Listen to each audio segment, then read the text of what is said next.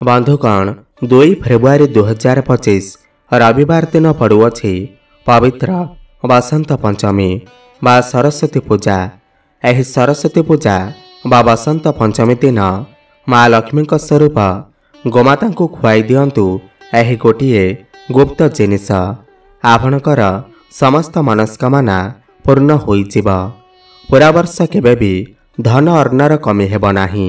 बंधुगण चलित वर्षर बसंत पंचमी को बहुत ही खास माना जाउअछि, काहेकि ना ग्रहरे अद्भुत महासंजोग बनिबाकु जाउअछि। एही दिन केते प्रकारर शुभ जोगर निर्माण हेबाकु जाउअछि। महालक्ष्मी जोग, अमृत सिद्धि जोग, एमिति पूरा 62 प्रकारर शुभ जोगर निर्माण हेबाकु जाउअछि। बसंत पंचमी को बहुत ही शुभ दिन माना जाइथाए।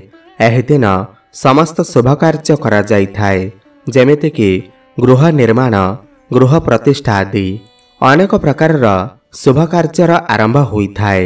एही दिन पुरी रे रथ काठर मध्य अनुकूल होइथाए। तेबे एही शुभ दिन रे जदि आपण गोमाता को एही गोटिए जिनिस खुआई दियंती, ताहेले माँ लक्ष्मीकर आशीर्वाद आपण को प्राप्ति हेब। धन कमाइबार समस्त मार्ग खोलिजिब। पूरा वर्ष आपणकर घरे केबे भी धन अर्णर कमी हेब नाही। आपणकर जन्म जन्मांतरर गरीबी कष्ट दूर होई जाइथाए। समस्त प्रकार ग्रह पीड़ार मध्य आपण को मुक्ति मिल जाइथाए एवं माँ लक्ष्मीकर आशीर्वादरु आपण को आपणकर जीवन रे धन वैभवर प्राप्ति होइथाए, सुख समृद्धिर प्राप्ति होइथाए। आपणकर जहाँ भी मनस्कामना थाउ ताहा मध्य पूर्ण होई जाइथाए। आपणकर जदि चाकरी जनित समस्या अछि, धन जनित समस्या अछि, व्यापार को नहीं कौनसी भी समस्या अछि, आपणकर विवाह होई पारु नाही, प्रेम जीवन रे सफलता मिली पारु नाही, समस्त क्षेत्ररु आपण को सफलता प्राप्ति हेब। समस्त समस्या दूर होई जिब एवं आपण को ऊपर जो करजर भार रही अछि ताहा मध्य दूर होई जिब। तेबे आसंतु जानिबा एही पवित्र बसंत पंचमी दिन गोमाता को एमिति केउ जिनिस खुआई देवा द्वारा आपणकर समस्त दुख कष्ट एवं समस्यार अंत होइथाए। आपणकर समस्त मनस्कामना पूर्ण होइथाए। एहा पूर्वरु जदि आपण माने भी माँ लक्ष्मी को, माँ सरस्वती को सच्चा हृदय भक्ति करुथांती, विश्वास करुथांती, तेबे एही भिडियोटी को लाइक करी कमेंट बॉक्स रे जय माँ लक्ष्मी, जय माँ सरस्वती अवश्य लिखि दियंतु। बंधुगण जदि हिंदू धर्म को मानिबा तो एभरी मान्यता अच्छे कि गायर सेवा जदि आमे भक्तिर सहकार्य करिबा तेबे घरे लक्ष्मीकर बास होइथाए। एमितिरे तो जुग जुगरु चली आसीछि कि गाई को आमे किछि ना किछि अवश्य खुआई थांती। गाई को सनातन धर्म रे लक्ष्मी स्वरूप माना जाइथाए। कुहा जाइथाए कि गायर सेवा करिबा द्वारा घर परिवार सुखी एवं संपन्न रही थाए, घरे शांति बजाय रही थाए।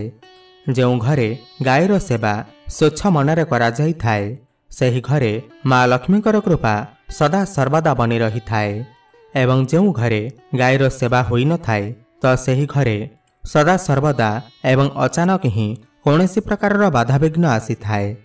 हिंदू धर्म रे गाई को रुटी खाइबाकु देवा द्वारा घरे सुख समृद्धि बढ़ी थाए एवं गाई मध्यरे 33 कोटी देवादेवींकर बास होइथाए। तो आपण सकाळु जो प्रथम रुटी बनै थांती ताहाकु जदि आपण गाई को खाइबाकु दियंती ता सबु देवादेवींकर आशीर्वाद आपण को प्राप्ति होइथाए।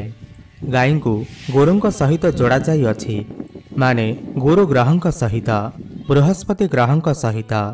एथिपाई गुरुवार दिन गाई को रुटी उपरे एक चुटकी हळदी रखी रुटी उपरे एक चुटकी हळदी पकई गाई को खुआइबा द्वारा गुरु ग्रहंकर आशीर्वाद आपण को प्राप्त होइथाए एवं आपणकर घरे सुख शांति बढ़ी थाए, धन ऐश्वर्यर प्राप्ति होइथाए। जो लोक मानसिक रूपे चिंतित अछंती बा मानसिक अशांति भोग करुछंती, सही व्यक्ति गाई को रुटी रे किछि गुड़ लगे खाइबाकु देवा द्वारा सकारात्मक ऊर्जा आसी थाए, मानसिक शांति आसी थाए एवं आपणकर स्वास्थ्य भल रही थाए एवं आपण को लागुछि कि आपणकर समस्त ग्रह खराब अछंती। तो एमितिरे आपण प्रथम रुटी घरर प्रथम रुटी गाई को खाइबाकू दियंतु। देखिबे समस्त ग्रह धीरे धीरे शुभ होइजिबे एवं सब ग्रह पीड़ा आपनकर दूर होइजिब। केबे केबे जीवन रे बहुत लंबा समयरू घरे शुभ मंगल कार्य होई पारि न थाए, तो एमितिरे आपण गाई को रुटी खाइबाकू दियंतु। गाईर मस्तक को छुई करी आपनकर मनोकामना को कहंतु एवं प्रणाम करंतु। देखिबे आपनकर समस्त मनस्कामना पूर्ण होइजिब। बंधुगण गाई को रुटी तो केही भी खाइबाकू देइथांती, किंतु एही रुटी बासी न होइथिबा दरकार। गाई को केबे भी कौनसी भी बासी जिनिस खुआइबा अनुचित होइथाए। एहा द्वारा गोमातांकर अपमान होइथाए एवं समस्त देवी देवता आपनक उपरे रुष्ट होइथांती। बंधुगण भगवान श्रीकृष्ण कहते कि गाई हेउछि समस्त जगतर माँ एवं गाई हेउछि एक दिव्य जीव एवं जो घरे गाई रही थाए ସେହି ଘରୁ ସମସ୍ତ ବାସୁଦୋଷ ଦୂର ହୋଇଯାଇଥାଏ। धार्मिक ग्रंथ अनुसार गाई मध्यरे समस्त देवी देवता बास करिथांती। तेणु गाईर पूजा करिले समस्त देवता एवं देवींकर आशीर्वाद आपनको प्राप्ति होइथाए। गाई उपरे समस्त नक्षत्र मानकर प्रभाव पड़िथाए। गाईर पिठी हाड़े सूर्यकेतु नाड़ी थाए, जहा सूर्यर किरण द्वारा रक्तरे स्वर्ण क्षार प्रस्तुत करिथाए। एही स्वर्ण क्षार गाईर क्षीर मध्यरे रहिथाए, जहा मनुष्य मानक पाई अमृत भली होइथाए। एहा सुवर्ण रंगर होइथिबारु गाईर क्षीर हालका हलदिया रंग होइथाए। आज आमे आपनको कहिबाकू जाउछु जणे व्यक्ति गोमातांकर पूजा करिबा द्वारा केउ फल प्राप्ति होइथाए। ताहा सहित घरु वास्तुदोष दूर करिबा पाई केउ उपाय करिबा दरकार एवं गाईर केउ अंग को स्पर्श करिबा द्वारा शास्त्र रे अत्यंत शुभ बोली कहुଯାଇଛି। आपणकर समस्त मनस्कामना पूर्ण होइथाए। सनातन धर्म रे गोमातांकर बहुत अधिक महत्व रहिअछि। जो व्यक्ति गाईर पालन करिथाए एवं तांकु माँ भावर सेवा करिथाए, तो गोमाता तांको उपर आसुथिबा समस्त दुख कष्ट एवं विपद आपद को हरण करि देइथांती। गोमाता कामधेनु अटंती, समस्तंकर कष्ट को दूर करिथांती। आउ कहुए गोमाता समस्तंकर मनस्कामना को पूर्ण करिथांती। कहुए कि सूर्यास्त पर जेतेबेले गाईटीए घर को फेरी थाए, सही समय रे गाईर खुरारू जो धूली उड़ी थाए, सही धूली रे मनुष्यर पाप धोई होई जाई थाए। जदि व्यक्ति क्रोधी स्वभावर अटंती, पाठपढ़ार दुर्बल अटंती, कथा कहिबारे असमर्थ अटंती, तेबे सही व्यक्ति को गोमाता को सबज चारा खाइबाकू देबा द्वारा सेमानकु अत्यंत लाभ प्राप्ति होइथाए। एहा द्वारा बुध ग्रहंकर दशा मध्य ठीक होइथाए। आउ आपणकर समस्त समस्या दूर हेबाकू लागिथाए। गाईर दान करिबा शास्त्र रे बहुत शुभ बोली माना जाइथाए। जदि आपणकर कुंडली रे मंगल ग्रहंकर अवस्थिति खराब अछि किंबा मंगल दोष अछि, तेबे कौनसी गरीब ब्राह्मण को किंबा गरीब लोकंकु गाईर दान अवश्य करंतु। जदि नवग्रहंकर शांति एवं शनिंकर दशा को ठीक करिबार अछि, ताहेले कला रंगर गाईर दान करंतु। एथि द्वारा सब कष्टरू मुक्ति मिली थाए। आउ शनिदेवंकर कृपारू सब किछि भल होई जाई थाए। जदि कौनसी काम बंद होई जाइछि, जेते भी परिश्रम कले मध्य सेथिरे सफलता मिलु नाही, ताहेले व्यक्ति को गोमाता को रुटी खाइबाकू देबा उचित एवं तांकर कानरे निजर मनस्कामना को निश्चय कहिबा उचित।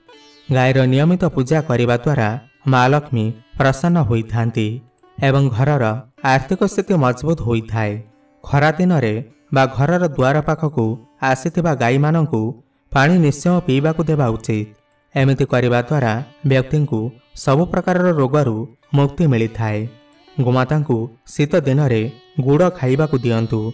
जदि पितृदोष दूर करने चाहते तेबे गाई को अमावास्या दिन रुटी गुड़ एवं सबुज चारा खाइबाकू दियंतु। यह लाभदायक अटे। एथिद्वारा सब पितृदोष समाप्त हो जाइथाए। यह सहित गाईर पूजा करने द्वारा नवग्रहंकर शांति होइथाए। जदि पिलामाने कथा शुणु नाहंती, सेमाने क्रोधित हुअंती, कथा कथारे रागंती, ताहेले कौनसी दिन घरर द्वार मुह को आसीथिबा गाई को पिलांक द्वारा भोजन खाइबाकू दियंतु। एमिति करिबा द्वारा निजर संतान पाई अत्यंत शुभ होता है।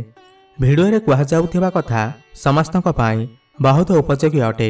दयाकोरी यह भिडियोटी को निश्चिंत भाव में शेयर करंतु एवं गोटे लाइक अवश्य करंतु। गोमाता पिठी रे गोटे चूल रही थाए।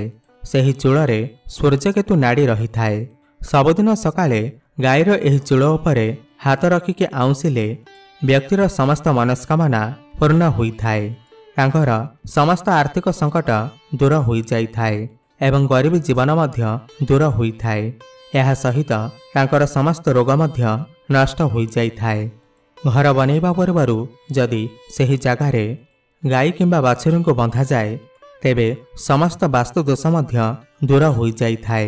जो माटी रे गाई बसिके आराम करिथाए सेठी केबे भी कौनसी प्रतिबंधक आसी न थाए। ध्यान रखिबे घरे तैयारी रोटी सर्वप्रथमे गाई पई तैयारी करिबे एवं निश्चिंत रूपे गाई को खाइबाकू देबे। एथिद्वारा परिवार रे सुख शांति सर्वदा लगी रही थाए। गोमातांकर पंचगोभ्य हजार हजार रोगर औषध अटे। यहाको सेवन करिबा द्वारा कठिन रोग मध्य भल हो जाइथाए। परिवार रे गाई ठारू मिलुथिबा पंचगोभ्य पदार्थर व्यवहार निश्चिंत करंतु। पंचगोभ्य बिना पूजापाठरे सफलता मिली न थाए। गाईर गोबर को प्रत्येक दिन घर दुकान साही एवं गली रे जलाई धूप करिबा द्वारा परिवेश शुद्ध हो जाइथाए एवं सकारात्मक वातावरण बनी रही थाए एवं व्यवसाय उन्नति होइथाए। जदि प्रत्येक दिन आपणकर घरर द्वार मुह को गाई आसती तेबे आपण भाग्यशाली अटंती। यह आपणकर जीवन रे भल समय आसिबार संकेत होइथाए।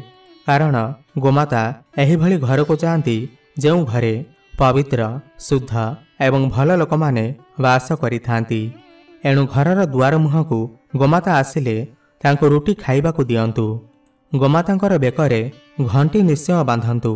गाईर बेकरे बंधा होइथिबा घंटी बाजिले गोमातांकर आरती होइथाए। एथिद्वारा 33 कोटी देवादेवींकर फल प्राप्ति होइथाए। गोमातांकर गोबर रे माँ लक्ष्मींकर बास होइथाए एवं गोमातांकर मूत्र रे गंगांकर बास होइथाए।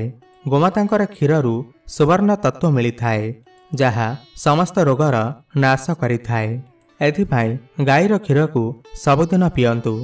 तन मन धन रे जो व्यक्ति गोमातांकर सेवा करिथाए से मृत्यु परे बैतरणी रे गोमातांकर लांज धरी नरक को पार करिथाए।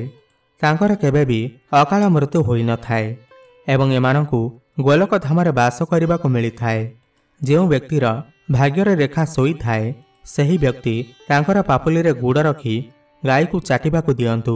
गोमाता तांकर जीभरे आपणकर पापुली को चाटिबा द्वारा व्यक्तिर भाग्यर रेखा खोली थाए।